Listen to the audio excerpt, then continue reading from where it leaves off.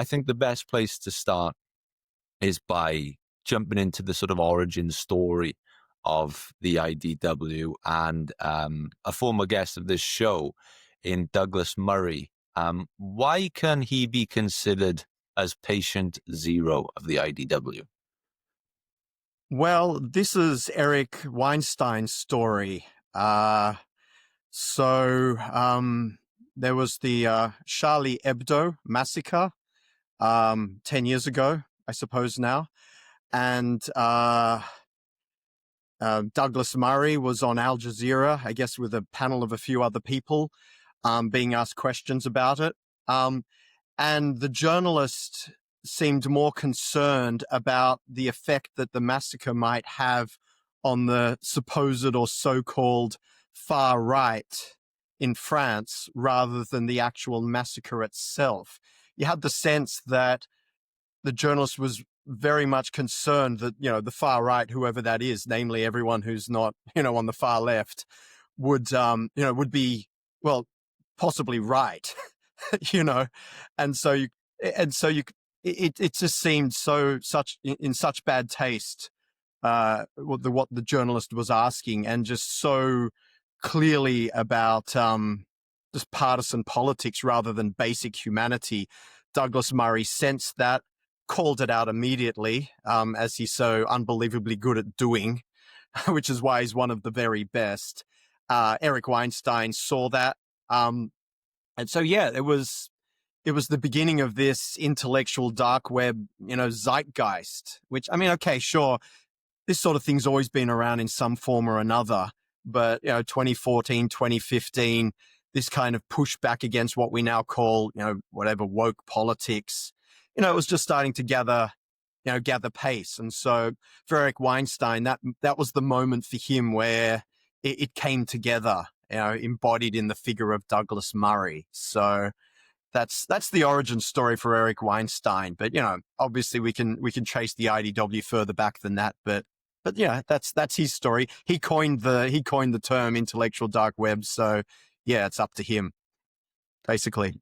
Yeah, and I do want to go even further back, because this is something you do brilliantly in the book. But before we do that, I suppose we should kind of define what we mean by IDW. I think Bret Weinstein, I think he describes it as holding discovery of truth to be of higher value than pushing your own agenda, which sort of echoes, as you talk about, sort of Plato's Republic, of a description of a true philosopher. Yeah. Is that how you would describe what the IDW is in a nutshell? Is that relentless pursuit of truth over agenda? Yeah, well, that's what Bret Weinstein says, and I think at its best, that's what it is. I always hesitate with these things, because the second I hear any sort of question like that, the warning, everyone gets corrupted light starts flashing, which of course someone like Eric's highly aware of. But look, that's the goal. It's pretty simple. The pursuit of truth rather than agenda. That's the goal in Plato's Republic. So, and with many other writers and philosophers ever since. So it's that kind of idea that gets reinvigorated again and again, in society down through the ages. And so this was a particular reinvigoration of that idea. Whether they've all managed to, remain true to that goal is debatable. We all lose our step, but yeah, in a nutshell, that's it. Truth over your own, comfortable, partisan agenda. So if we take just one step back, then, in the book, you suggest that in a way you could consider Steven Pinker to be patient zero. Why do you suggest that?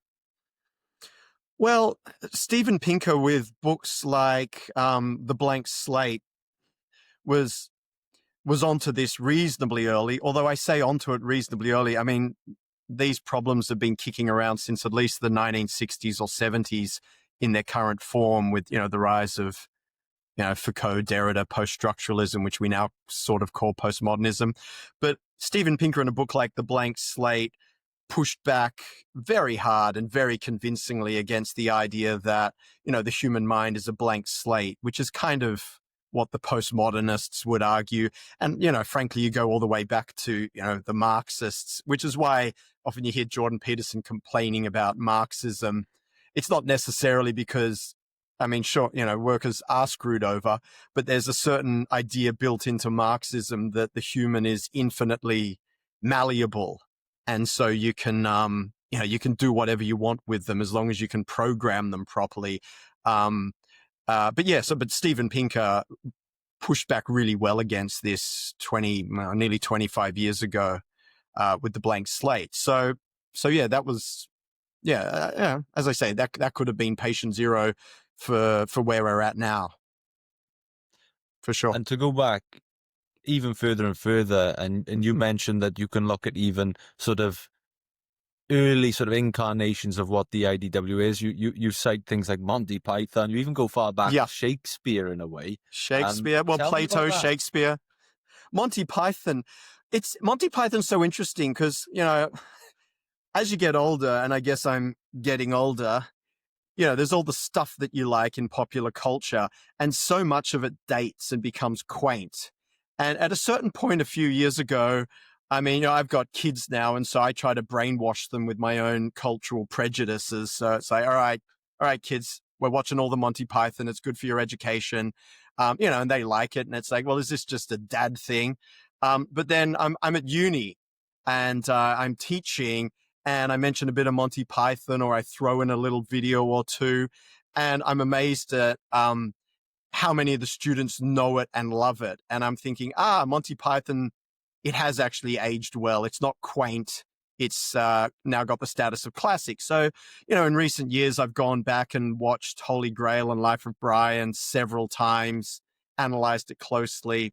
I even do a lecture on it now, The Politics of Monty Python, which, and there's actually, there's a video of John Cleese, a real classic one, complaining about extremism. And so when I watched, this was like maybe early mid 80s or something like that.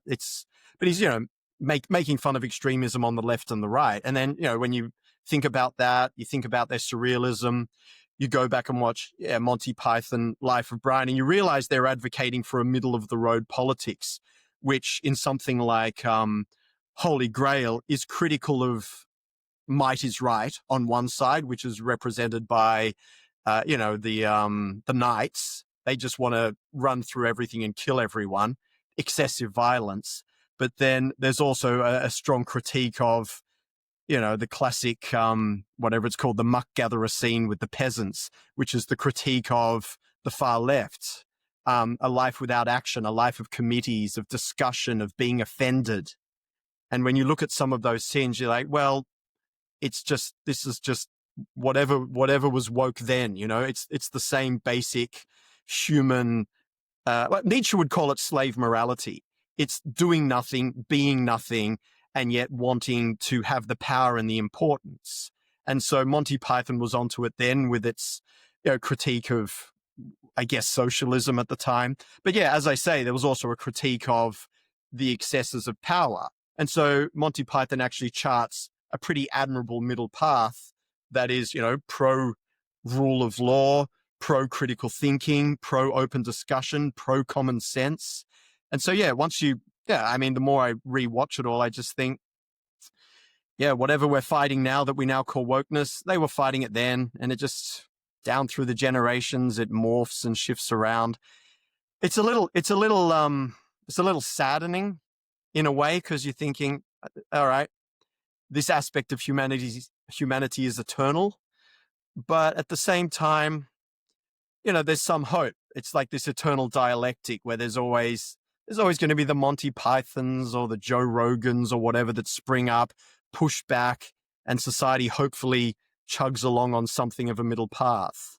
That's Monty Python. As I say, you can go back to Nietzsche, you could go back to Shakespeare. I can ramble on for ages about them as well. Yeah, tell me a little bit about Shakespeare. That was a name that popped up, and I thought, I kind of thought, really? I'd be interested to hear about that. Yeah, well, yeah, I'm kind of like having a Shakespeare renaissance in my own life at the moment. I've gone back over the last 6 months and done this epically close reading of Hamlet with assisted by my good friend GPT. GPT might be a bit dodgy for certain things, but for Shakespeare analysis, it's the best. It's like, I'm reading it, I'm analyzing it closely, I'm getting most of it, but I'm like, what do you think's meant by this line, GPT? And GPT says, I think it means this. And I think, well, I don't know if it means that, GPT. Try again. I think it means this. But you have a little back and forth, and eventually you get the sense of it. Anyway, I'm digressing a little. But yeah, going through Hamlet, and especially I've been studying the sonnets closely lately whilst writing the IDW book. And yeah, I was just struck at how much Shakespeare is a sort of a middle path kind of person as well. Common sense, humanist, critical thinker, takes a bit from the left, a bit from the right. And I'm really glad you asked me about this. Sonnet 66. You probably don't know it. I don't, but teach me. I'll try. There's, okay, a lot of people know Sonnet 18, shall I compare thee to a summer's day? Thou art more lovely and more temperate. It's a beautiful sonnet, love poem. But for my money, Sonnet 66, less well known, but it's this amazing critique of all the problems he saw in his society at that time. And when I read it, it just blows me away. I'm like, oh my God, it's exactly the same. The poem starts out, tied with all these for restful death I cry. He's like, all this stuff really shits me and I just want to die. And then he says, I'm going from memory, as to behold, desert, a beggar born. So desert is someone deserving, but they're born a beggar. So he's complaining about inequality of opportunity. Yeah. As to behold, desert, a beggar born. And I'm like, that's pretty cool, because it's pretty hard to argue against equality of opportunity, decent education, anti-discrimination, it's good middle of the road values. So he starts out with that, but then I won't do the whole poem, but the poem for the most part actually becomes a critique of how merit is pulled down. And so you get these amazing lines like, what is it? Trying to remember now off the top of my head. Gilded on a shamefully misplaced. Yeah. And right perfection wrongfully disgraced. You get these kinds of lines. Right perfection, someone who is good, as Peterson would say, competent, someone who's competent. Right perfection wrongfully disgraced. And then he's got another line, strength by limping sway disabled, the capable person brought down by the incapable person. And then the best line of all, art made tongue-tied by authority. So the arty person, the creative spirit, the person with passion made tongue-tied by authority. And you're like, cancel culture. Mm-hmm. And so you go through sonnets. As I say, I won't do the rest of it. That's the gist of it. So he starts out saying, okay, I'm worried about poor people who don't have opportunity, but equally or even more so, he's completely horrified by people who are capable, who are constantly pulled down and undermined. So it's a beautiful poem that charts a middle of the road politics that, strikes me very much along the lines of, like the philosophy of Jordan Peterson or Joe Rogan, all of those characters. It's like basic middle of the road, common sense, decent kind of stuff, which is far from radical. And so, yeah, when you see it in Shakespeare, it's kind of thrilling, but again, it's also a bit disheartening because you think, oh, we're here again. We haven't learnt the lesson. Yet we keep fighting and the world chugs along, hopefully on a middle path. That's incredible. Yeah. I mean, as you were reading that then, I was thinking, I'm surprised I haven't heard Peterson's quote in this actually, because as you mentioned it, a lot of that stuff still echoes now and it keeps cropping up and up and up. So that's amazing. You may be the first person since my high school teacher to actually make me want to go and read Shakespeare now. So thank you for that. I can go on and on. Like I'm so wound up and excited by Hamlet right now, but I'll try to chill a bit. Amazing. No, I love when you can find these themes in we mentioned Monty Python there, pop culture, and there's one part of the book that I particularly enjoyed is your assessment of the Rick and Morty in the Citadel episode. I think that's a fantastic assessment, and really made me want to go back and watch that with through a new lens and really analyze it. And I Yeah. love when shows can hit on themes like that in such a subtle yet honest way. Yeah, season 3, episode 7, the very pinnacle of Rick and Morty, which is really, you know, I mean, for my money, the best show of the last 10 years. I mean, okay, sure, I feel like it's gone off the rails after that a little. Apparently, I mean, I'm always trying to Google this and try to work out as I argue with my friends about the decline of Rick and Morty. And, you know, we rate the episodes, but apparently Dan Harmon and Justin Roiland fell out or something like that towards the end of season 3. And Dan Harmon was bringing in more writers because he was lazy or something. And then maybe that's what accounted for the decline of the show. Mm-hmm. But yeah, sorry. But yeah, season 3, episode 7, the Citadel episode. Yeah, it was like the very pinnacle of the show where everything that had been built up with the characters was sort of cashed in. And it was this, oh God, how do I describe it quickly? Should I bother? Oh, please. Okay.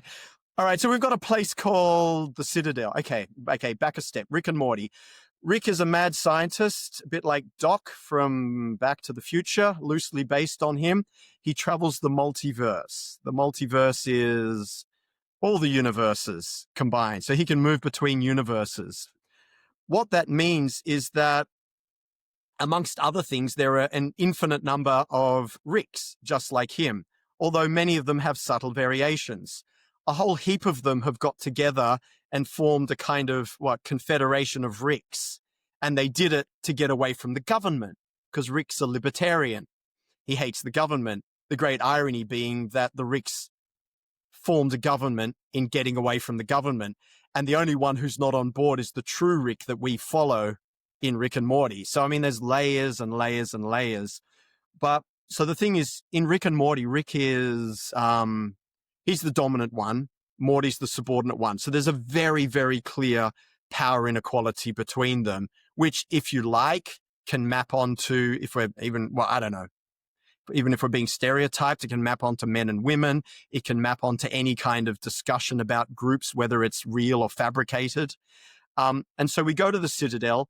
There's thousands of Ricks. There's thousands of Mortys. So you've got this vast sample. And the really beautiful thing, well, one of the many things is, for the most part, Ricks dominate. For the most part, Mortys are subordinate. But within the Citadel, some Ricks are on the bottom, some Mortys are on the top. And there are class systems where some Ricks oppress other Ricks and some Mortys oppress other Mortys. So what we have is effectively a brilliant depiction of the problem of individuals and populations. So this is the classic point, which everyone needs to know, and it's really obvious, but so many people still don't intuitively grasp it.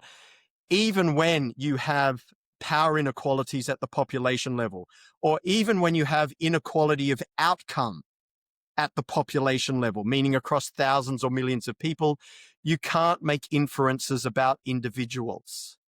It's like a really obvious point, but you just can't do it, because you take one Rick out, you've got, okay, there's a 70 or 80% chance he's an asshole and he's fucking over a Morty. A 70 or 80% chance. But he could be one of the good ones. He could be oppressed himself. And so this is basically, in a nutshell, the entire critique of identity politics. It's like, even if at the population level there are inequalities of outcome, and there are always inequalities of outcome, you can't pick individual people from those groups and vilify them. So you can't go, you're a man, you suck. You're white, you suck.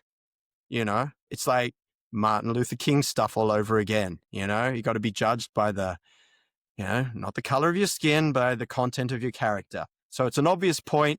Intellectual dark web types have been batting on about it for years, but the illustration of that in Rick and Morty is just like the greatest thing ever. I've even got like quite a left-wing Marxist-y sort of friend, and he's I don't think he'd read the book, and we were driving somewhere, and we were sitting in the car, and he said, Jamie, season 3, episode 7 of Rick and Morty is, by far the greatest, blah, blah, blah. And I'm like, Yep, it's in the book. You know. Anyway, that's Rick and Morty. I love it. I love it. I love when these themes cross over. That's amazing. Yeah, it's great. It shows it's eternal in a way. It's like there's something real there. That's why, that's why I'm such a fan of pop culture and the classics. I like going back thousands of years. I like going into pop culture. And when you see these truths, they just jump out at you. They resonate. It's like the whole thing's a triangulation to kind of say, yeah, I'm not mad. And there's something eternal going on here. All of those sorts of things. It's like the best we have. Yeah. If we sort of jump back in then at the origin point. Now there are sort of origin events you can point to. I think everyone had their own sort of entry point into exploring the IDW. For many it may be that Douglas Murray moment, but there are other events that stand out. One particularly is the sort of war on campus politics. I think for a lot of people it was Bret Weinstein's Evergreen moment, and then you had these characters starting to emerge like Bret Weinstein or Greg Lukianoff, who became the cancelled professor. They became like this sort of like a hero-like figure, this hero martyr. Figure. Yes, yeah, it was like a hero martyr figure that people looked up to in a way. It became like a badge of honor to be the cancelled professor. Why do you think that resonated so strongly with people, and they did this type of character became a martyr to a lot of people? Honestly, because we've all been seeing it in the universities for 15 or 20 years at least. I've been onto it since 2002 when I first had my, I call them soft cancellations, where you don't exactly get kicked out and but there's various punishments, for not going along with it. Like, yeah, so many people have seen it. Almost anyone who's been through university has seen it in one form or another. And so when these, and a lot of the time, as I say, it's softer cancellations. The professor's pissed off with you, you get a bad mark, or if you're a professor and you go into the wrong territory, you get punished by the students, or your colleagues don't like you, something goes wrong. When this stuff really exploded, and the Bret Weinstein one was really interesting because, it was all on camera and then it was all on YouTube. And so it's like everyone can gather around and say, oh yeah, this is a particularly bad case, but it's not qualitatively different from what I've been seeing and experiencing. And plus it was spilling into the wider world then, woke capitalism was gathering pace, Star Wars was getting ruined, all of this stuff was happening around then. So it was just such an obvious and relatable case, really. And I know a lot of these characters have sort of taken their war on academia to the extreme. When I spoke to Peter Boghossian and I asked him about the state of academia, he said that he saw no way back for academia, that it was beyond saving. What do you think of a statement like that? I think of this question all the time because, I teach in the uni and I don't know if we'll talk about it or not, but I've had my own reasonably significant problems in the last couple of years. I mean, I'm on leave at the moment. And so I often ponder these questions because, I'm in there trying to talk about this stuff. And I know that when I'm rolling into a lecture, it's so obvious what you can and can't say. And I know just viscerally when I'm going to roll into a lecture and I'm going to start to say the forbidden things. And I've never even gone that hard. I've only ever gone about 1/3 of the way along, and 70 or 80% of students are on board or just not even paying attention. Maybe 20%, despise you for it. And it's just so hard. And I think it's even worse at the academic level because all the gatekeeping and grooming that, that stops any independent thinker from getting to a higher place means that even if there are only 30% of true believers, so many other people just go along with it or are just spineless, really, and struggle to speak up. So the rot is just so far through, and it goes like these are things I've talked about in the book. It goes all the way through method, theoretical frameworks, the whole thing with method in the arts and social sciences, which is part of the postmodern tradition, is you just start out by picking your bias. You're just like, all right. And it's invariably the same. Like I teach in international relations. You're like, right, my bias is, let me see. The human mind's a blank slate and everything's a social construction. Wow, I haven't heard that before. And so you write your whole dissertation and that's how you analyze everything. You know, my bias is feminism and I hate the patriarchy. And then you do all your analysis and it's just an exercise in confirmation bias. And so there's so many things wrong. And so I'm at the very bottom in the university. Like I have an ongoing or tenured position, but I can't see any way that I could ever climb up because, you know, they ask too much. You know, it's like you've got to apply for grants. Okay. So how do you get a grant? Well, on the grant application, you have to say all the woke stuff. It's like, well, I'm not going to say it. All right. You're not going to get a grant. You know, you need to publish these articles. It's like, well, I tried to publish the articles, but yeah, they said they would never get through the review process because I said the wrong things. Or I published my book, The Way of the Intellectual Dark Web, a year ago. And within 2 weeks, it got pulled from sales by the publisher following complaints, you know? So I managed to make it remarkably far with that book. I'm surprised by how far I got it before someone higher up caught me and yanked the book. But what am I saying? I'm just saying in so many different ways, academia, there's so much wrong with it. Is it unredeemable? I almost think yes. But at the same time, what are we going to do? We could try to create new institutions like, what is it? The University of Austin? Is that what it's called? Anyway, yeah. University of Austin in Texas. That's not going to happen in Australia. There's not enough money. There's not enough will. There's not enough personnel. So what can we do? I get into the uni, and if enough people say the forbidden things, then maybe the tide will turn. But I don't like our chances. So yeah, I'm pretty down on it. I'm down in a bad sense.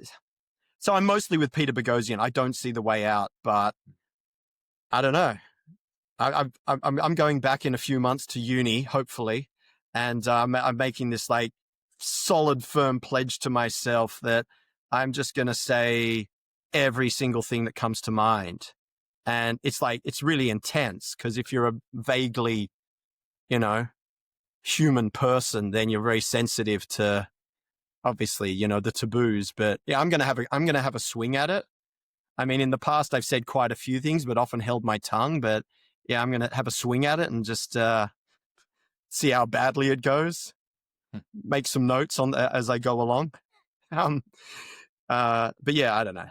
Yeah, I don't. Long response. I'm mostly with Peter. I don't see how we're getting out of this. You mentioned there about the book. What were the complaints in regards to the book that eventually led to it being pulled? I wish I knew. I think the publishers did a good job of not incriminating themselves. Yeah, I think they sensed pretty early on that they'd published something that generally that shouldn't be published in the academic realm. It's like I mentioned this in the book. Peter Thiel says it. There's this whole realm of podcasts or whatever we want to call it, independent media, new media. Then obviously there's legacy media and academia. And Peter Thiel says, yeah, they're just totally different universes. And if they ever come into contact, they cannot both exist. So I managed to get a book published from this world, the YouTube podcast, new media. I managed to get it published in academia world, and yeah, it had to get purged very quickly. I asked them what were the complaints, what was the story? No response. And then it turns out that the problem with the book was it didn't engage sufficiently with theory. And that's what they always say. Like I remember hearing this 20 odd years ago when I'm like writing all these passionate essays as like a 20-something guy, and like, hey, there's these ideas, and then the teacher sort of frowns and says, insufficient use of theory. What the hell does that mean?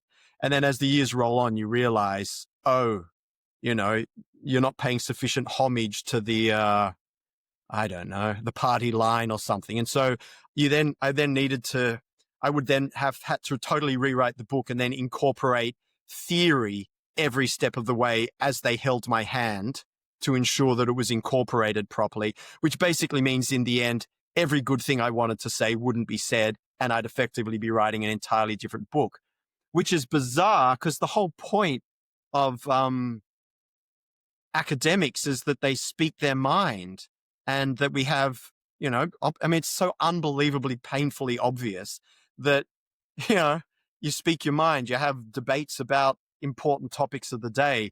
No, that's not how it works. It's just it's a grooming system. I mean, we all know this. I mean, I'm saying this in 2025. I mean, this was obvious to me in 2005, but we just have to keep saying it. Well, that is one of the big sort of, or if you can call it an event, but certain big origin points you could look at. Another very specific event was, and one of the real original ones I remember, is the Sam Harris and Ben Affleck interview. Why was that so important in the origin of the IDW? Yeah. So Sam Harris is making the point, which is still controversial, even though it shouldn't be. Or, I mean, he generally makes the point that some cultures are better than others, which really is also a no-brainer. I mean, the people on the left are effectively making that point when they complain about how horrific the West is, surely. And, you know, in their great championing of indigenous cultures, which, I mean, you know, don't get me wrong, I don't think you should invade other people and take their stuff. So it's not like we're saying colonization's a good thing, but it's like, yeah, indigenous cultures, beautiful, perfect, West, horrific. Yeah. And so what I'm saying is, yeah, even people on the left implicitly make the point that some cultures are better than others. So it's just an obvious point that Sam Harris makes, criticizing Islam for its very unliberal values, which you'd think that liberals would also be concerned about, but you can't say it because I suppose post-Iraq War, the second Iraq War, there was, you know, there was anti-Muslim, you know, racism. It existed, but surely, you know, we're smart enough that we can say, you know, okay, there's racism, but then there's also critiquing the values of a culture. So it's like a really obvious point that you should be able to make, but it's taboo to make it. So that back in the day, whenever it was 2014, 15, yeah, that was one of the taboo things. And so Ben Affleck, who's a member of the Hollywood elite, I suppose, has, you know, taken on this value. You can't say this, you can't say that, became very heated about, argued with Sam Harris. And it was just a perfect illustration of the kinds of taboos that had been set up that really didn't hold up to basic scrutiny. And so when you see someone, you know, from the Hollywood elite getting all worked up about this, like as I say in the book, the intellectual dark web is, as much as it's intellectual, it's a populist movement as well. And so it's anti-university elite, it's anti, you know, government, you know, the more right-wing aspects of it. It's anti-Hollywood elite, it's anti, you know, media elite. And so this was just, you know, a good example of, you know, IDW types battling, you know, the Hollywood elite. So, you know, Bret Weinstein was battling the university elite. So it's just like another piece in the puzzle. And another battle then against the elite, and this is another pivotal event that I remember. And for me, it was kind of like the sort of start of the sort of war on the mainstream media. It is that famous Cathy Newman interview. Yeah.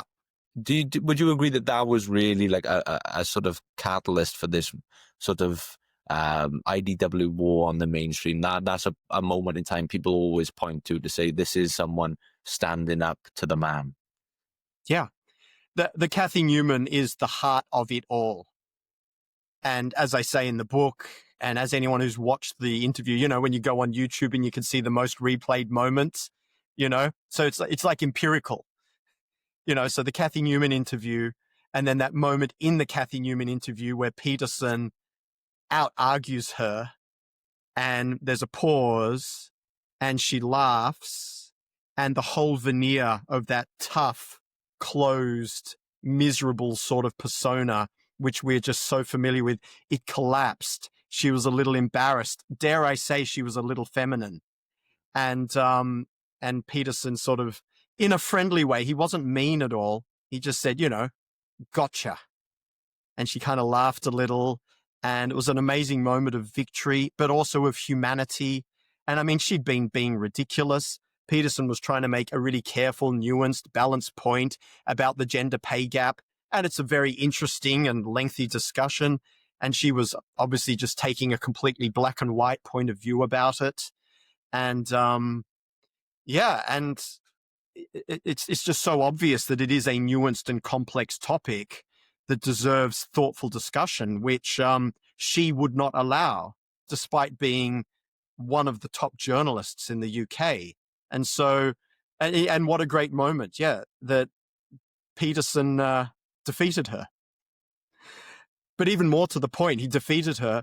And then I think, as I say in the book, in another branch of the multiverse, like that's her awakening moment where she goes, yeah, you got me. Wow, I've been doing this wrong all along. But, a few seconds later, the shield comes back down and she's back into the system. So just watching that, feeling the interplay between the mainstream, the counterculture, it's just so palpable and you can just so trace it. And it's the supreme moment of the whole intellectual dark web phenomenon for sure. And that very moment where he says, gotcha, in a friendly way, which is so important because, this is the point of the intellectual dark web or the legacy or whatever is you're arguing passionately, you're pushing for truth, but you don't really want to crush the other person. You don't want to break them. You want to engage with them, bring them along and like have some kind of, thesis, antithesis, synthesis type thing. So it was the embodiment of the best aspects of the whole phenomenon, really. Yeah. And lastly, then the last sort of event, it's a flip back then to, I suppose, the academia side of things. And for the people like myself who aren't in that space and don't see these things like you have over the last 20 years from the inside, one of the big moments was the Grievance Studies coming out. And that had a sort of big effect on the way people view the state of academia and what can really get you ahead in that space. Yeah, the Grievance Study affair. I mean, I like that a lot. I like those folks a lot. Helen Pluckrose, Peter Boghossian, James Lindsay. They feel very, very, very, very much in my like intellectual groove. So what can I say about that?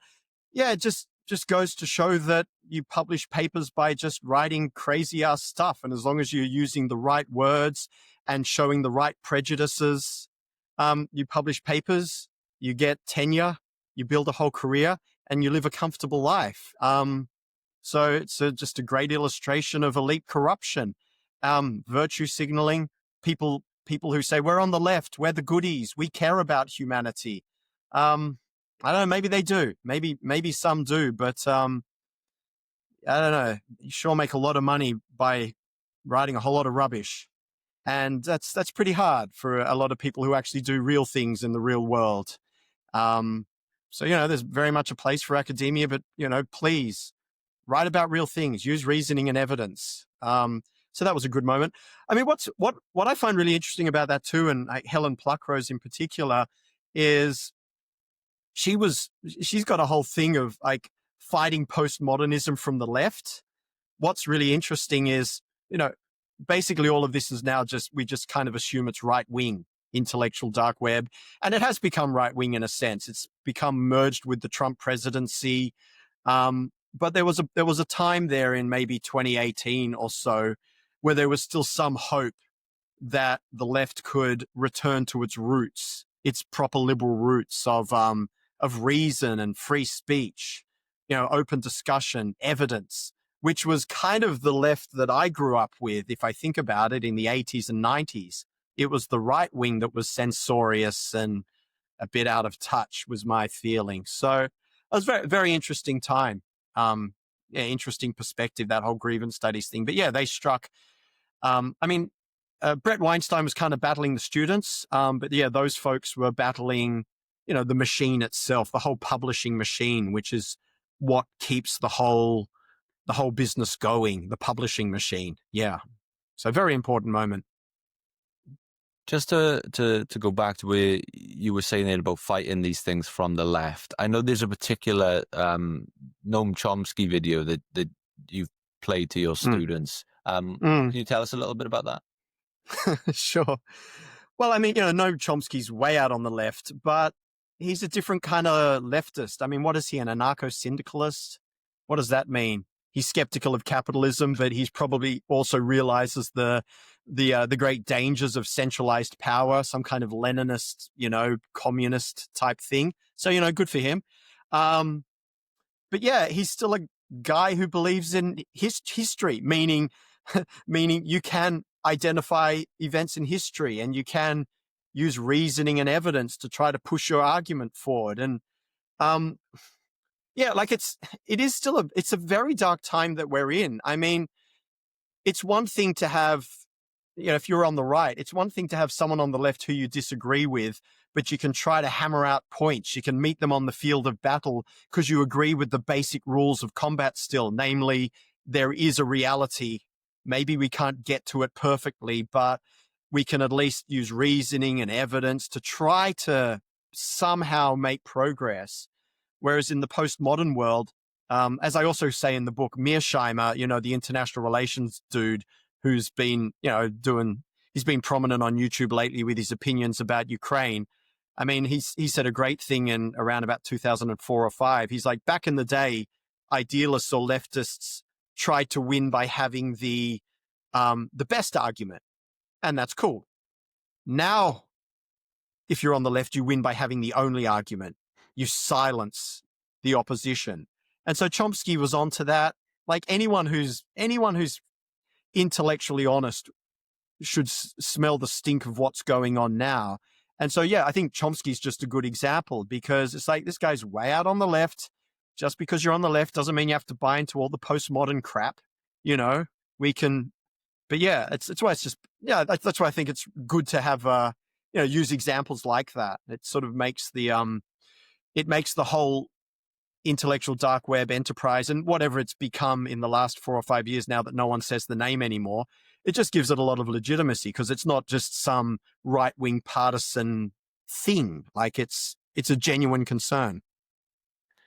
So a word that keeps cropping up and crops up with the IDW a lot is obviously postmodernism. I wrote down a quote from the book in which you say, the tool that was developed to undermine the powerful is now used to protect the power of the postmodernists. You refer to it as the postmodern sleight of hand. I wonder if you could explain that a little bit for us.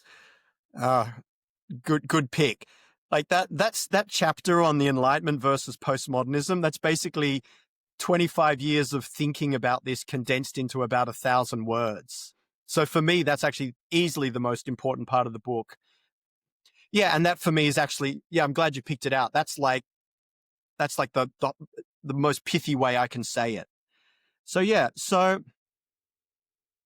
let's say, for argument's sake, back in the 50s or 60s, there were a whole bunch of, white men or whatever saying terrible things or whatever, let's say maybe there were. And so the question is, how do you bring them down? You can say that, you can meet them with reasoning and evidence, basically, and, try to undermine them that way. Or you can use the nuclear option, basically, and say that there is no objective reality. There is no truth. Truth is only created by power. And so that's the nuclear option. So basically, wherever you see power, you can just nuke it by saying there is no truth. It's very, very dangerous. It's like, taking the Ring of Power itself in Lord of the Rings. Because you want to, let's say, for argument's sake, you want to do good with it. Boromir wanted to do good with it, but everyone's like, Boromir, no, you can't get the ring, And so then what happens is it's like, okay, great. Let's say we've done away with the baddies. Right, now we've got the Ring of Power, postmodernism. Now we're in power. So what happens? People then come for you once you're in power, and they come for you using reasoning and evidence by saying all that you're saying doesn't make any sense. And they go, nah, there is no truth. There is no reality. There is no reasoning and evidence. They're a social construction of a corrupt West. No, we're doing great. And so you can then, once you start infiltrating the institution and climbing up, which is what's happened over the last 30 or 40 years, you're like totally protected. So the very tool that you used to defeat the previous generation, you then use to protect your own corruption. It's fucking genius if you think about it. And there's just one more little move that you need. You just need to toss in Nietzschean slave morality, where it's like, it doesn't matter that you're a professor on $250,000 a year, as long as you're associated with the powerless. Yeah, this is why you need to, as long as you have a disability, as long as you have pronouns in your bio, as long as you do all that virtue signaling thing, you are associated with the powerless. So you can't then be accused of being powerful, which means you then can silence everyone, because everyone who comes for you are the powerful, It's mad. And I even then I feel like my description could have been a little better. It's so hard to try to describe madness and try to analyze it, because it constantly flips back and forth. But basically you undermine truth, and then once you reach power, a position of power, no one can stop you as long as you can associate yourself with not power. And that's basically the entire edifice we've got now, which is why almost like the entire academic discourse is capitalism's bad, the West is bad. That's basically every essay I read from at least half the students. There's no argument, there's no analysis much. It's just all of that. And that's all anyone needs to say now. And you can't be criticized because you're protected by postmodernism. There's a quote on political correctness by, I think it's Stephen Fry in the book. And it is one of the great human failings is to prefer to be right than effective. Would you say that that's a succinct summary of the IDW's approach to political correctness? That's, like their critique of it. Look, it all ties in. A lot of IDW types care about reality and actually doing things in reality. Again, I mentioned Peterson and competence before. James Damore in one of those incidents says, rather obvious point. If we're not engaged with reality, we can't solve problems. It's like so unbelievably obvious. If we actually want to solve problems, we need to some way engage with reality. So if we're just concerned about virtue signaling and looking good, we're not actually solving problems. We're not being effective. Something along those lines. Yeah.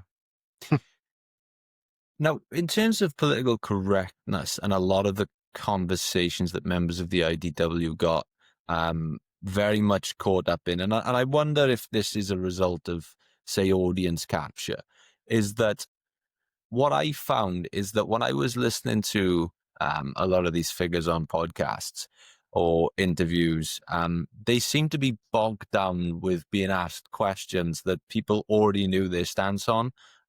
So, if you had, say, a Douglas Murray or a Peterson on and someone would say, right, give me your opinion on this woke marketing campaign, you already know the answer to the question before you've asked it. And so I asked Bret Weinstein about this and whether we're wasting a lot of these people's time or these intellectuals' times with asking them questions that we already know the answer to and we already know their stance on. And he said he agreed, and that it was kind of like, an old rock and roll band only playing their greatest hits. And that was the quickest way that they could become stale and old.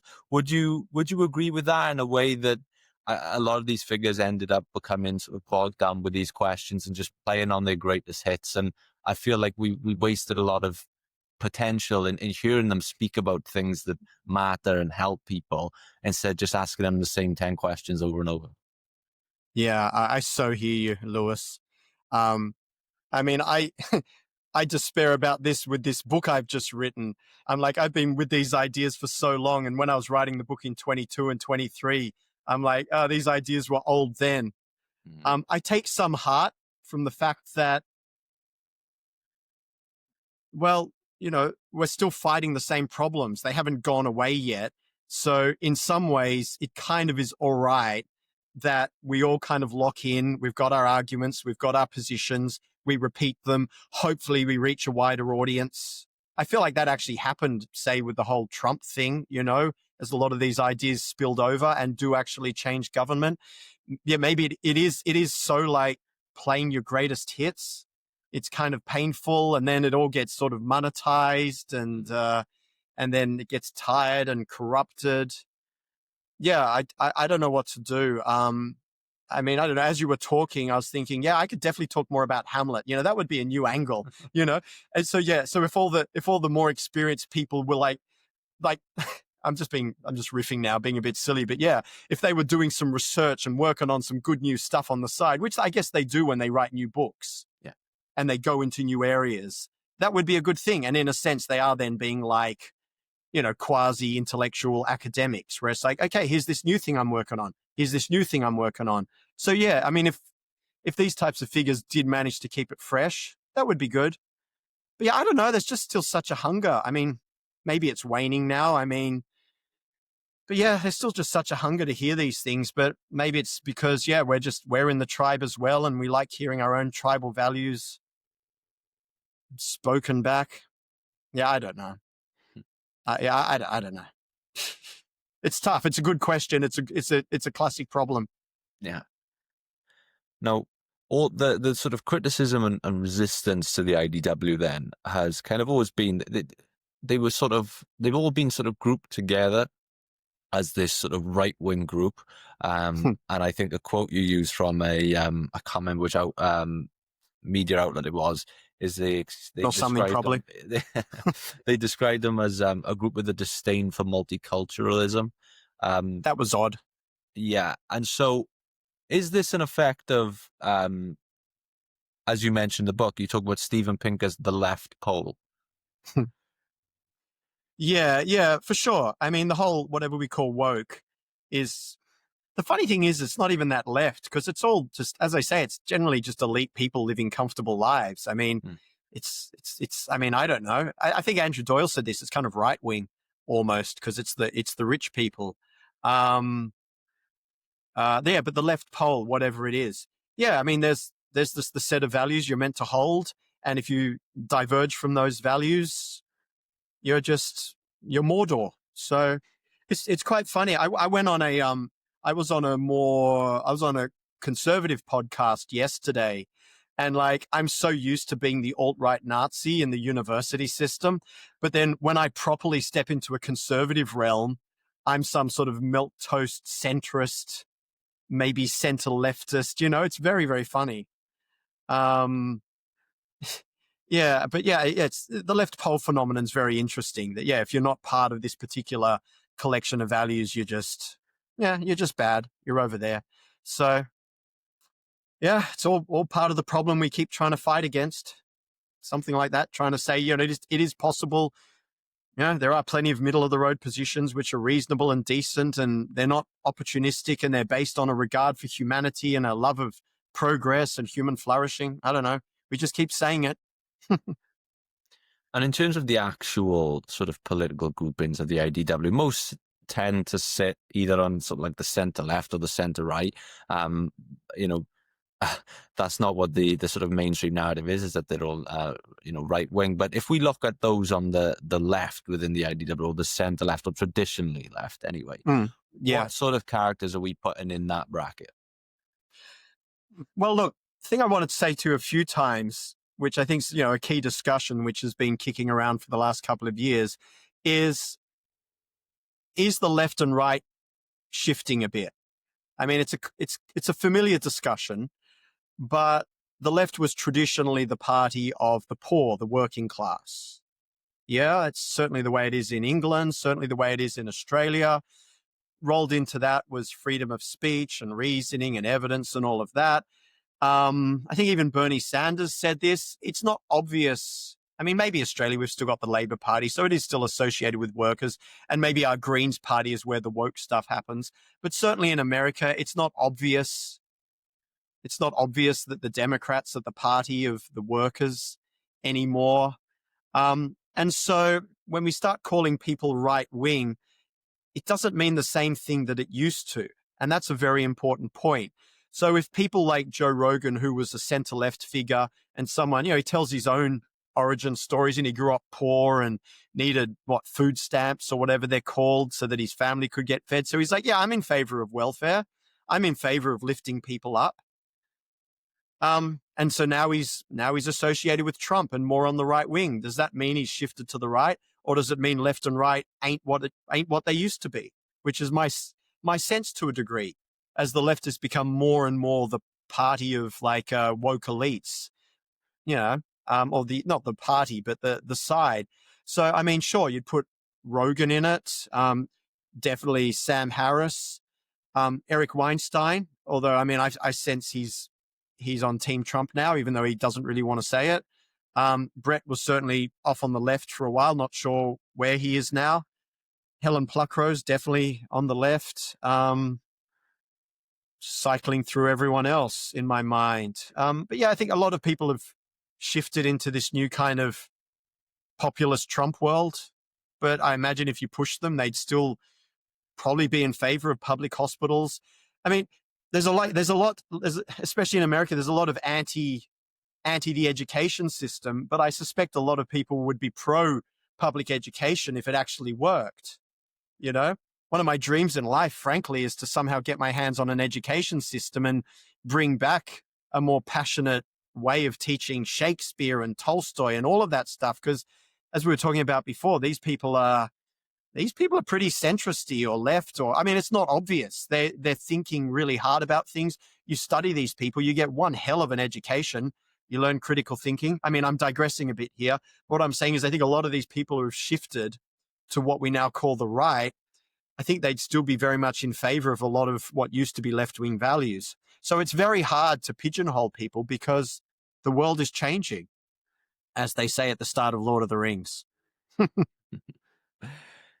don't know. That's sort of an answer.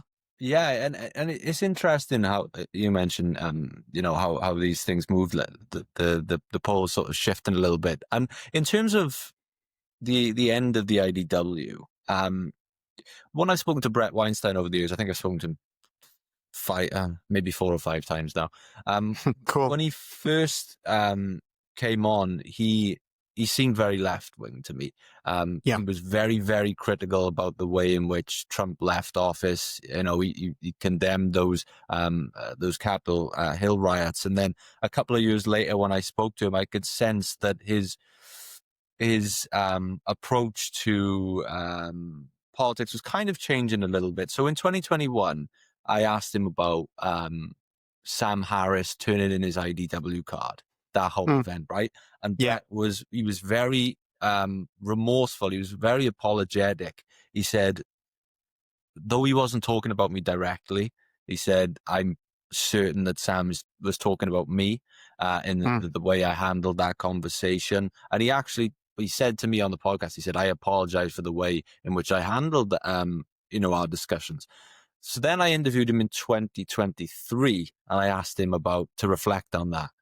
And he completely changed. He said, I no longer feel any responsibility for the sort of breakdown in their relationship.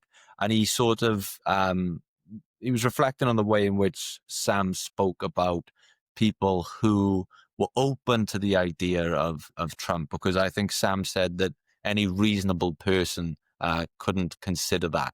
And Bret said that, that was a disgusting way to handle it. He suggested that Sam needed to open up to what he did, and that it was ultimately Sam's fault for the breakdown of their relationship and the breakdown as the IDW as a whole.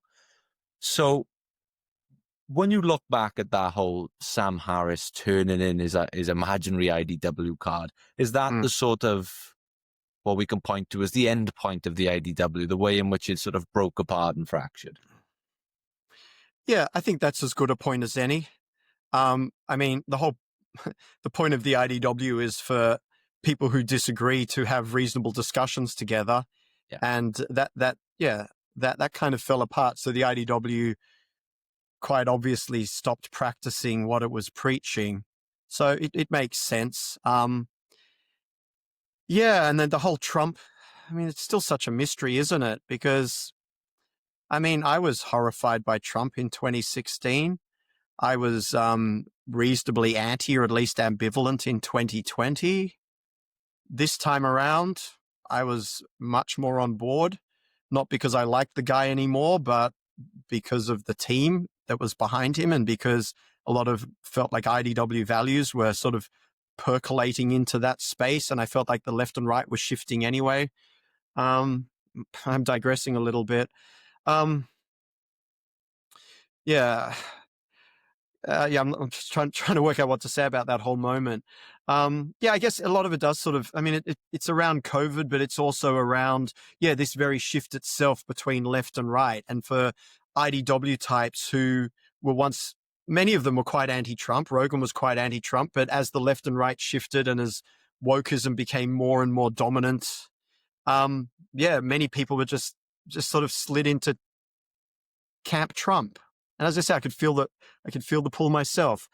Sam Harris's, of almost all of them, is strongly resisted that. I wonder where he is still today in all of that. But I'm trying to think of anyone else in the IDW didn't sort of slide in that Trump direction in recent years. I'm trying to think I haven't spoken to Helen Pluckrose much. I wonder what she thinks about it. She feels like quite a strong leftist to me, but I wonder what she'd say about it. I wonder what Peter Boghossian would say about it. Anyway, but yeah, you can ask him. I guess I can. But yeah, that's sort of the breakdown. They stopped being civil. Yeah, that weird election stealing 2020 thing. Which, I mean, look, to be honest, where's the evidence? Where's the evidence that it was stolen? I'm struggling to see it. So I could, that's a point of view that we could discuss. I don't know. Yeah. I'm not sure what else to say about all that. He seems to be Trump. He seems to be a sort of pivotal character in this story, in the sort of division of this group of people. And yes, again, and the way in which people have sort of flipped on their view on him. So you mentioned the Rogan. Now Rogan, he's done a sort of a complete U-turn. I remember years ago he said that he's been offered to have Trump on his podcast many times, that he's turned it down many times, he's rejected it many times. I think at one point he even said, I have no interest in helping him. He seemed very, very anti-Trump. And now you fast forward just a couple of years and you've got him publicly endorsing him on Twitter, on his podcast. It's a complete U-turn. It's so strange. But I mean, not strange, it's so interesting. Yeah, I mean, what do you put that down to? Because it didn't really seem like a sort of drawn out transition that it crept in. It just seemed to, like, out of nowhere, he came from very opposed to very much pro. It seemed to be quite a quick turn. There was a flipping moment a few months before the election when everything just kind of coalesced. It makes me think of COVID. This is just something that popped into my mind. Here in Sydney, Australia, there was a period, and I kind of learned a lot about myself during COVID. I learned that from the mainstream perspective, I was a bit of a bad egg because I just, as much as I was concerned about people dying and all that, I just didn't feel any of the anxiety about it. Like, it just wasn't, I don't know. Yeah, I learned something about myself then, that I'm even more of an outsider than I thought. But yeah, I remember distinctly being out and going along the beach and having this sense that can't be out, police will get you, can't be out. But as long as you got your jogging clothes on and you're exercising, that was okay. You know what I mean? That's what I worked out quite early on. As long as you were exercising here, you were clear. So, I mean, I spent a lot of time in jogging clothes. I like running anyway. But, there was this feeling. And then, like, 1 week later, like maybe the laws softened a little bit, and more people than I even knew lived in my suburb had flowed onto, like, because I live near Coogee Beach, sort of in the east of Sydney. People just flowed onto the beach. I was like, I couldn't even run there. I had to go run in the graveyard. There was no room, I had to find a quiet place. And it just happened so quickly. And you're just thinking, what just went on? What just went on? And it was sort of like, I think people's credulity had been stretched and stretched and stretched and stretched with the lockdowns and the vaccines or whatever. And at just some moment, it felt like the whole of Sydney, maybe the whole of the world almost, but the whole of Sydney just kind of flipped, and we're like, all right, we're over it now. We're done. And I just remember it so viscerally. And so, yeah, when you mentioned the Trump thing, I feel like it was the same kind of thing. It's just like this woke stuff, can't talk about postmodernism, the West is the worst thing that's ever happened to the world. Just all of this litany of things which we're just been hearing and hearing and hearing. And sure, the IDW were complaining about it from 2015, 2016, but that was still alternative. But something just kind of popped about 3 or 4 months out from the election. Suddenly Tulsi Gabbard was there. Suddenly Elon was on board, and suddenly everyone went, not everyone, but you know what I mean? The zeitgeist just shifted, and it was just like, oh, wow. Okay. Trump's is a kind of wacky guy, and maybe we think he has bad values in certain ways, but oh, he's the guy who's against all of this, this whole thing that the IDW had been talking about and pushing and all of that, or not just the IDW, but everyone who's sympathetic. Suddenly, those collection of values coalesced around Trump. So even if, and you hear people saying, I don't really like Trump, but I like his team. I don't really like Trump, but I like the policies behind it. I don't really like Trump, but, And so, yeah, this is what basically happened. And yeah, like the moment came, Joe Rogan, he sensed the zeitgeist, and it just kind of went pop, and it just suddenly felt right in the way that things suddenly shift once they're, and I mean, IDW people talk about this too, it just gets pushed and pushed and pushed. And then what do they say? First slow, then fast. So the last 10 years has been slow, slow, slow, slow, slow. Then the Trump phenomenon, whoosh, fast. So we mentioned earlier that you can sort of say that the IDW and Trump are populism. So do you think that in terms of this political landscape at the moment, the last couple of years leading up to this election, it's been a sort of perfect storm for populism to look attractive to people, just due to the obvious corruption amongst elites over the last couple of years, some of the scandals that have come out? Has it just been all the perfect storm for this to rise at this moment? Yeah, for sure. Because, I mean, populism for much of my life was a dirty word. If you're a populist, you were for the most part some right-wing demagogue, beguiling the stupid people with, dick jokes and that sort of thing, and then sucking them into your world, getting elected, and then doing all sorts of corrupt things. And like what Berlusconi having his, whatever they were called, he was the P. Diddy before his banga parties or whatever. And so that was kind of the thing, these dirty old men tricking the people so that they could, sleep with beautiful 20-year-old women. I mean, that was like the vibe of populism. But the thing is, there's, populism in a very simple definition is the virtuous people versus the corrupt elites. And, much of the time the people aren't that virtuous, and in a reasonably functioning society, the elites aren't necessarily that corrupt because they still try to do their job well. They still care about truth. They still care about things running functionally, efficiently. And yeah, I think as life in the West has got easier and easier and we've become more and more prosperous, Machiavelli talks about this. It's a real downer. He's like, it'd be nice if we could find a way to not have war and not have armaments and all of that sort of thing. And he says, but this is a real harsh thing that, I mean, even now it's the internal censor in my mind doesn't want to say it, but he's like, even if we had peace for a long time and we'd sort of just collapse internally. And it's like, yeah, all right, you're not meant to say effeminate, but okay, whatever. But yeah, the idea that so much prosperity, so many people have been working out how to game the institutions, whether it's academia, the government, corporations, people are just getting into these things, saying the nice words, saying, I hate microaggressions. And, less and less is getting done, more and more bloat. And so it just became, I mean, look, it's hard to say how corrupt the elites really are, but the perception is they're becoming increasingly corrupt and the people are getting screwed over.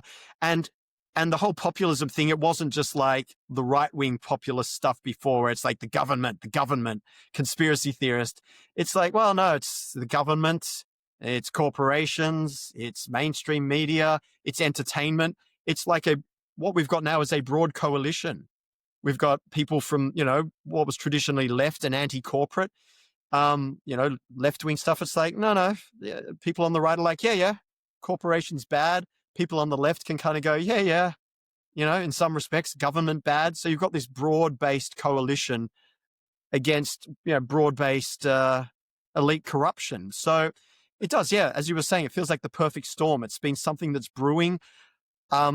It's hard to know how absolutely accurate it is, but I mean, I can point mostly at where I am in the university system, and it's just like, yeah, it's a scam, it's a cult. And if this is the way it's happening in a lot of other parts, when I talk to my friends, sounds like it is, then yeah, you're going to get a populist movement where people who do real things in the real world, like, plumbers, as Jordan Peterson talks about, they're going to get pretty pissed off. And so, yeah, it's all coalesced first around like IDW types and now around Trump, really. So, yeah.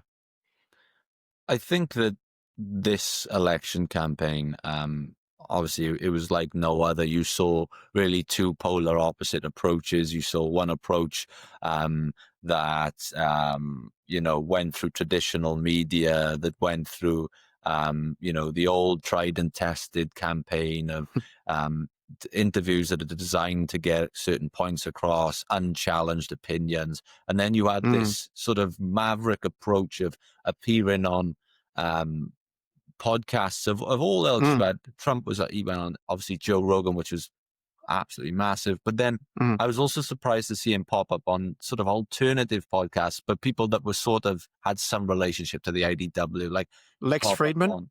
Lex Friedman. He even popped up on Theo Von's podcast. Oh, yeah, Theo Von. Yeah. Man of the people. Of the people.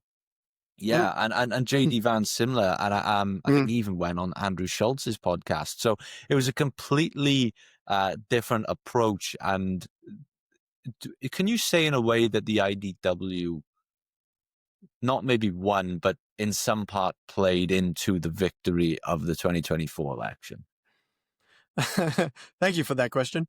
Yeah, I mean, I wrote an article in The Conversation here in Australia, basically, saying that exactly. The intellectual dark web just won the election, and I was pretty psyched that they published it because I write about literature for The Conversation, because that's my real love, and I've been trying to bug my editors to let me write about the IDW, and they're always like, as we say in Australia, yeah, nah. And I got it in just at that moment. I'm like, hey, look, these people just, won the election. And so, yeah, no doubt there's any number of other forces like, the immigration problems in America and I don't know, God knows what else. But yeah, just the straight talking, authentic, long form podcast thing. Yeah, finally popped over and had a remarkable effect on the US election, which is so interesting because I've written this book. I'm like writing it in 22 or 23 thinking, oh my God, this is getting so old. And then, then it gets canceled and I'm like, oh my God. And then I find a publisher, another one, thank you, Pitchstone. And I'm like, oh wow, finally it's going to come out. And I'm like, this is getting so old. I can't believe it. Oh my God. And then the whole, Trump IDW thing happened. I'm like, yes, relevant again. So it's like there was the IDW phenomenon 2016 to 2020. Then everyone stopped using the name and podcasting really took off. But even though people didn't say IDW anymore, it was the same thing. It was largely the same talking points, not so anti-West. Men aren't as bad as, men aren't that bad, whatever, hammering out the taboo subjects. So it just kept cooking along. And then, then the Trump moment came. Trump's obviously pretty astute. He sensed probably which way the wind was blowing. I don't know, made science, sound signals, got on the podcast. And Kamala, it felt like she couldn't have been a worse candidate. I couldn't get on the podcast, was like only wanted to talk for 45 minutes, could barely answer questions. It was just a train wreck of a train wreck of a campaign. And then, the Trump campaign couldn't have gone any better. It was everything from like the World Wrestling type Madison Square Gardens event that went for 6 hours where even Hulk Hogan came on, to these authentic. And look, let's be honest. Lex Friedman says the great thing about podcasts is they're authentic. And once you talk to someone for 2 or 3 hours, they can't keep the facade up. I don't know. I reckon some people are probably pretty good for talking for 3 hours and keeping the facade up. I think some people can do it, but it's authentic enough that whatever we were getting with Vance and Trump, they did it enough that they convinced enough people that they were much more authentic. They were of the people. They weren't part of that elite class. So I think that whole podcast alignment with authenticity, they completely harnessed that, and brilliantly so. I'm hoping still that they are authentic to a degree, that we're not going to just look back on this presidency in a few years and go, oh my God, that was bad in a totally different way. Mm. I'm hoping it'll be a little better. But IDW, authenticity, podcasts. And it'll be interesting to see if the Democratic Party sort of learn from their mistakes and next time round engage in a little bit more of this type of media and this type of approach to podcasts. Because Rogan said that Kamala was offered the podcast, but I think there were certain demands. She wanted him to fly out to her. It had to be 45 minutes. He said there had to be something like 10 or 15 people in the room with them, whereas opposed to when Trump did it, I was in Rogan's studio and it was just him, Trump, and Jamie, and that was it. So it did feel like a bit like a real dropping of the ball on their behalf there, because I think that would have given them the opportunity to reach so many people that were probably going to vote the other way anyway. And even as Rogan said, he didn't even want to quiz her on policies. He just wanted to find out about the type of person she was. Just be human. Exactly, yeah. So it'd be interesting next time round to see if the candidate engages in a little bit more of that. But for sure. But in many ways, like I'm trying to be balanced, but it was it's still such an exciting moment, because it's, in a way, for me it's almost, it was almost like the death knell for postmodernism, because just to get back to my old enemy, how do you defeat postmodernism? How do you defeat an ideology that itself denies reason and allows paradoxes to sit together? Like, none of these things make sense. How do you defeat all of that? The one hope, ultimately, and this, I think it's reasonable, is that the human mind itself is still, despite all of its biases, is still fundamentally a truth-seeking machine. It has to be. We couldn't have evolved. We couldn't still be here unless we in some way interface with reality and solve problems in it. And when I'm most optimistic, this is the podcasting world. You go on for 2 or 3 hours, you argue, you shine light on stuff, you challenge people. That's like still the fundamental truth-seeking drive of humanity coming out, finding a way through. And Kamala couldn't face it. Her team couldn't face it. And all the values which sit behind that whole edifice, which I still ultimately sort of postmodern identity politics, they could not have the light shone on that. They couldn't allow it to happen. And so maybe if they allowed the light to shine on it, it would have been even more of a train wreck, is what they, I think, suspected. And so they had to then pull back and try to control it. And so the more optimistic part of me thinks that, yeah, this is what happened in that election to a degree. We got the light shone on postmodernism and identity politics, and it was shown, not totally, but enough to be the sham that it is, and enough everyday people were just like, yeah, that just doesn't make sense. I'm voting for Trump, something like that.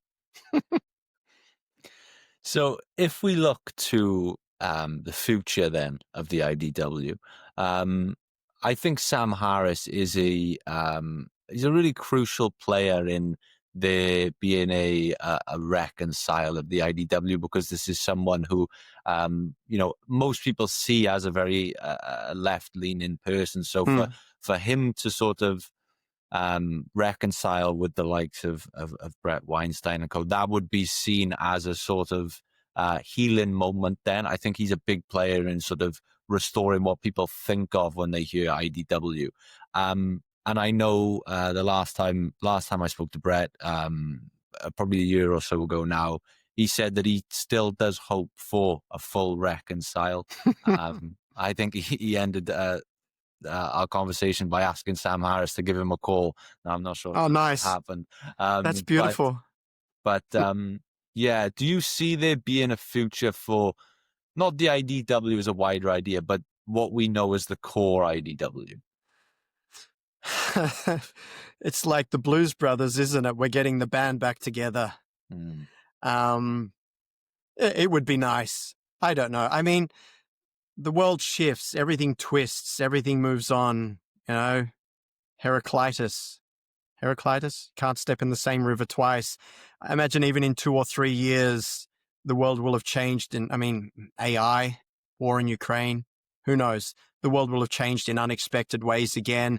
And whatever was the IDW, I suspect, will have drifted even further apart. That's my feeling. It was barely a movement. It was sort of a name stuck on a bunch of people that hung out a bit and talked about each other and certainly shared a collection of ideas. Would it be nice to see Sam and Bret reconcile? I mean, yeah, it's funny, isn't it? In a way, that's kind of endgame, isn't it? It's like seeing those two just kind of come together and just hug, just hug. That would be beautiful. Yeah, that would be a moment where, I sort of felt like Trump getting elected was kind of the end of the IDW story, but maybe, the end. What is I've forgotten his name anyway. The Watchman, the naked guy with the hydrogen atom. Dr. Manhattan. Yeah. And someone asks him, was it the populist guy, the left-wing populist, whatever, I forget all their names. He says, did I do the right thing in the end? And Dr. Manhattan says, it never ends. You're like, whoa. But yeah, good way to finish the greatest graphic novel of all time. But yeah, I sort of thought Trump getting elected was kind of like a good bookend for this whole thing. But yeah, Sam Harris and Bret Weinstein hugging. Yeah, that's the image. That would be it, wouldn't it? That would be beautiful. So in terms of the IDW then, and I wonder if there'll be sort of what people consider to be new sort of incarnations or players in the IDW space. And you reference a few in the book. One with defining whether someone is in or out of the IDW. Now, you have a comprehensive list in the book, which is actually what I went through to work out how many we'd spoken to. What do you think about my list? I like how it's broken down into you've got core and then you've got near core. Yeah. It's the most comprehensive list I've found. I'll give you that. How do you define who's in and out? Because there are a couple of characters like Chomsky, actually, where you say they're close, but they're not in. So how do you define someone who's in and out? He's not in. Yeah, I know. It's so funny, isn't it? Because like I ask my brain, because people always talk about lived experience and intuition and emotion and all that, and I'm actually a huge fan of those things. But then you got to back them up with reasoning and evidence. But it all starts with hunches and all of that. Yeah, I hear Chomsky. I'm just like, nah, he's not in. Like, why is he? Well, why do I think he's good? Well, he hates postmodernism, but I don't know. He's so strongly tied into his anti-West, anti-capitalist position. It just doesn't really feel right, So I felt a bit bad even about including him in the book, but I just wanted to stick someone in from the far left that everyone knows who bitches about postmodernism. So I just thought, oh no, he's been on Lex a couple of times. So I kind of justified it that way. But yeah, there's a value cluster, which kind of became apparent to me around 2019 or 2020, as, you meet new friends and you start talking to them and you're like, you're saying exactly what I think, like what's going on. And then, it really dawned on me that there was a value cluster that a lot of people had. So that's part of it. But association is part of it. So you gotta go on Rogan, and if you don't go on Rogan, then you gotta go on Peterson. Or maybe you can maybe if you don't have a Rogan or a Peterson, you can do 2 Lexes, Or maybe if you don't have 2 Lexes, you can do 3 of those. It's sort of like it feels like there's like a point system. And then if there's enough association and if there's enough talking and if you kind of have that open-minded sense of discussion and you're a little bit balanced and you're not just totally rusted on one side or the other. Yeah, it's like, okay, it's kind of intuitive and yeah, you can have arguments about it. I was actually, when I was working on the book, I was talking to one of my friends and I was like, could I even make these like D&D characters, Dungeons and Dragons characters? And I still might, but I couldn't pull it off. But I wanted to give them all statistics, and I did kind of rank them for whether they were on the left or the right, but I wanted to give them like, dialectic, I don't know, resistance to audience capture. Actually, no, I wish I'd done it. Cool. Yeah. You know what I mean? And so you have all their stats and you're like, whoa, this is an Eric Weinstein. He's really resistant to audience capture, but he's too curmudgeonly. Oh man, Bret Weinstein. It's like, bit more susceptible to audience capture, I worry. Not sure, I worry, He's an 8. Yeah. You know what I mean? It'd be like a more fun version of Magic the Gathering. I'd love that. No, exactly. And because that is kind of what I realized they're like. These are kind of quasi superheroes, quasi rock stars, Yeah. But yeah, you can sort of battle them. And that's what you do as well. It's like Game of Thrones, One of the coolest aspects with Game of Thrones was in the later books, the characters you know and love. You're like, I wonder if Jaime Lannister and Brienne of Tarth had to hang out together. What would happen? And so you take the different IDW characters and you mash them together. And that was part of the fun once you got to know them.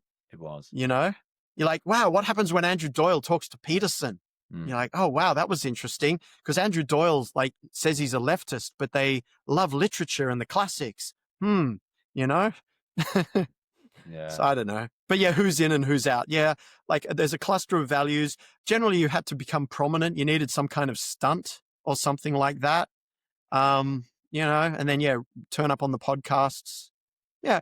And so, look, it's fluffy. The core, I think, was pretty obvious. A lot of people agree on, Eric, Bret, Dave Rubin, Rogan, Sam Harris. Ben Shapiro's kind of an interesting one because he's more just like a standard conservative, but he was hanging out with him, so he gets to be in it. And he did criticize his own side and take some flack from the right. So it's like, all right, you're in it. Claire Lehman's is sort of an interesting one because she doesn't talk much, but she founded Quillette in Australia.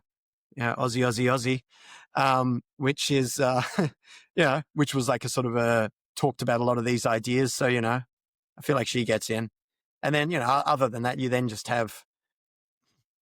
start going back with other obvious characters. Lex Friedman, he could almost be in the core, but he's a latecomer. He was like a year or two later. Elon Musk, he's for sure.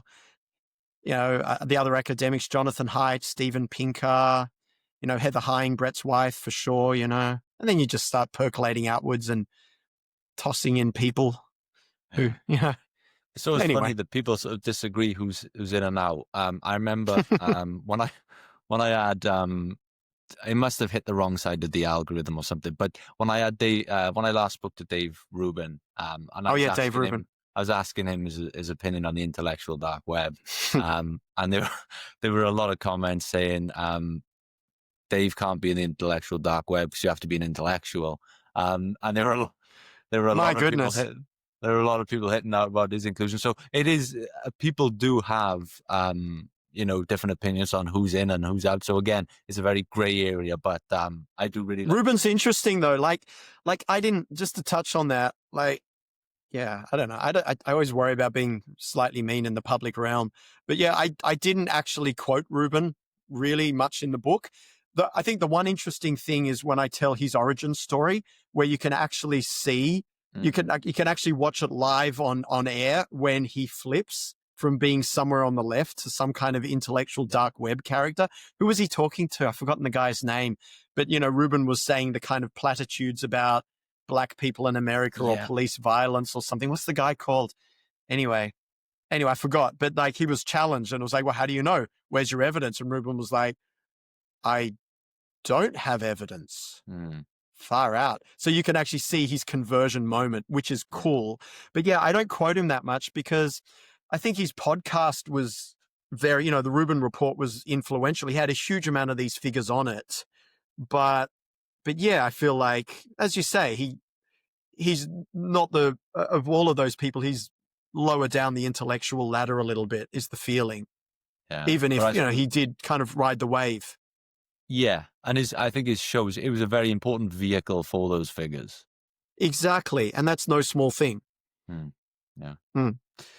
Well, this has been a lot of fun. And one of the last things I wanted to really ask you about in terms of the book, and you've mentioned a few times now how it's been pulled and republished. For everyone out there now who may buy the newest version of the book, how much does it differ to the original publication? And was there anything lost in between publications? No, something was gained. I changed almost nothing from one to the next. I went through and got rid of a few more typos. Yeah, I managed to find a few more typos, which I was glad with. Tried to fix up my capitalization. As an aside, when I started writing the book, this is a terrible thing. I still agonize about it. I still have sleepless nights. I was like over-capitalizing words because I was in a kind of like, I wanted to give words like woke and postmodernism a capital to make them stand out. But then I'm like, well, maybe I should give liberalism a capital. And then I was like going crazy and there's too many capitals. And then they're trying to keep them all consistent. So I went through and tried to fix that up a bit, but it was a bit of a lost cause in the end. Sorry, I digress. But almost nothing has changed. Like one or two sentences here or there, like maybe one paragraph I felt didn't make sense. And so I wrote it so that it made more sense. But all I did ultimately was add a new preface, which is basically explain what happened to the book, the cancellation, and then gave basically an update, namely the intellectual dark web just won the election, and then tried to say a bit of a summary of what I think the IDW is now, like a very, very, pithy summary, and say a few words about the shifting of the left and right. So really it's just an extra 1,000 words at the start, just to give it a little bit more context. But yeah, nothing's changed. I was wondering whether I would update it, but then when I came to doing it, I thought, no, I'm going to leave it and just write a preface. So I'm pretty happy that I think that was the best way to do it. Amazing. So the book is the Intellectual Dark Web: A History and Possible Future. March 17. Where's the best place for everyone to go to find out more about the book and connect with you, maybe on social media? Oh, I mean, I guess you just buy the book on the internet. I imagine. Yeah, I mean, I'm on Twitter. I've been pretty quiet on social media because, God knows it does your mind in. But I've been just in the last sort of 6 months, I'm like, all right, I'm building more of a social media. I mean, I sort of have to. If I want to actually even keep writing books, I'm going to have to do something along those lines. Yeah, so Twitter, Jamie Q. Roberts, join my legions of 70 followers or something. But yeah, I don't know. I expect I'll be getting a bit more vocal. Yeah, in future. You know, I try to make videos every now and then, like Hamlet analysis and stuff like that. It's been a bit quiet the last couple of months, but you know, uploading stuff which is not, you know, original, interesting content to try to deal with that problem a little, if I can find the time. But yeah, so Twitter, Jamie Q. Roberts. That's probably the best place. I haven't. Yeah, sounds good. Yes, Bro. Well, I'll link that in the description below. Why did I say Twitter? Sorry, why am I saying Twitter? X. X, of course. God damn. Yeah, I'm still getting used to it myself. Don't worry. I always say Twitter. Yeah. Okay, well, I'll leave the link to that in the show notes below. I'll also leave a link to the book below so everyone can go into the description and check that out. Jamie, Cheers. thank you so much for coming on the show. Cheers. Thanks, Lewis.